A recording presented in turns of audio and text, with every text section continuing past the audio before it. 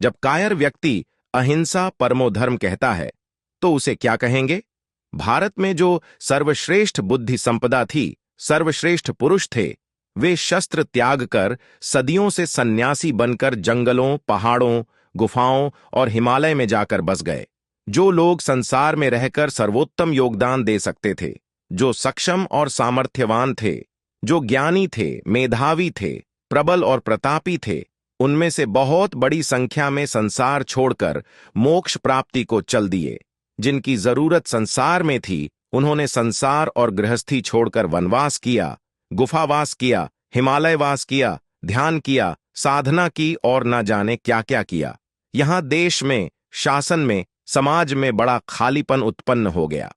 परिणाम स्वरूप वीर पुरुषों की संख्या बहुत कम हो गई। केवल 3-4% क्षत्रिय वर्ग शस्त्रधारी रह गए। बाकी सब अहिंसा के नाम पर कायर और पलायनवादी बन गए। इस पलायनवाद को, इस कायरता को हमने सुंदर सा नाम दे दिया, अध्यात्म, धर्म, मोक्ष मार्ग इत्यादि।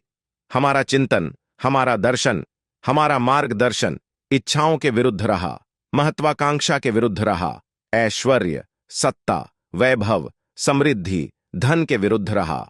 हालांकि वास्तविकता यह थी और आज भी है कि इनके बिना किसी का गुजारा हो ही नहीं सकता। हमने अपनी कायरता को छिपाने के लिए एक बहाना ढूंढ लिया और उसे नाम दिया अहिंसा परमो धर्म। अफगानिस्तान से खैबर घाट और बोलन घाट के संकरे रास्ते से महमूद गजनवी से लेकर अहमद शाह अब्दली तक लगातार 1000 साल कई सौ लुटेरे आक्रमणकारी हिंदुस्तान में आते रहे और इस भारतवर्ष को अपने जुल्म, अत्याचार और लूट खसोट से हताहत करते रहे। उस वक्त अहिंसा परमो धर्म वाले कहां थे? उनका मार्गदर्शन जैसे को तैसा ईंट का जवाब पत्थर से वाला था ही नहीं और यह पावन भूमि अत्याचारों के कदमों तले कुचलती गई। अफसोस कि चाणक्य जैसा मार्गदर्शन करने वाला कोई पॉलिटिकल थिंकर, विचारक, दूर की सोच रखने वाला हमारे पास कोई नहीं था। राजसत्ता थी लेकिन दूरगामी चिंतन नहीं था। पूरा समाज प्रखर, प्रतापी, प्रबल और महत्वाकांक्षी लक्ष्य से वंचित था। पूरा समाज जातियों और संप्रदायों में बंटा हुआ था। लड़ाकू वर्ग बहुत ही कम संख्या में था। फिर तो सर्वनाश होना ही था। वहीं हुआ भी। हमें कायरों वाली अहिंसा की कोई आवश्यकता नहीं थी, आज भी नहीं है। 1000 साल हम गुलाम रहे। हम गाजर मूली की तरह कटते गए। हमारी हजारों बहन बेटियां कैद पकड़ के मध्य एशिया के बाजारों में बेची जाती थीं। तब भी हमने अपना अहिंसा परमो धर्म वाला खोखला मुर्दा चिंतन छोड़ा नहीं। नालंदा को जला दी गई। वहीं उस जमाने की विश्व प्रसिद्ध विद्यापीठ तक्षशिला, नालंदा, वल्लभी, अवंती, काशी, विक्रमशिला का हुआ। 500,000 जिहादी आक्रमणकारियों ने सब अध्यापकों, विद्यार्थियों को काट डाला। पूरा ग्रंथालय जला डाला। अपनी सब विद्यापीठ इसी तरह आग और विनाश के हवाले की गई। हम अहिंसा का नारा तब तक लगाते रहे जब तक मस्तिष्क कटा नहीं।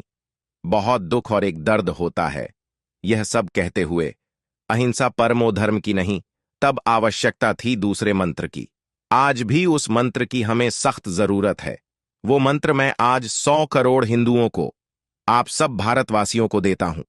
वीरता परमो धर्म, वीरता परमो धर्म। विवेकानंद को याद करो।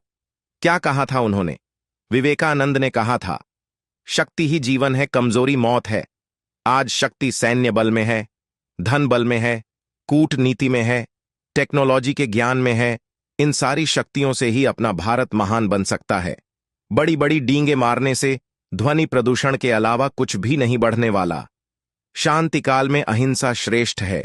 जब पाकिस्तान अथवा चीन जैसे शत्रु सामने हो, तब तो वीरता परमो धर्म ही एकमात्र ध्येय सूत्र होना चाहिए।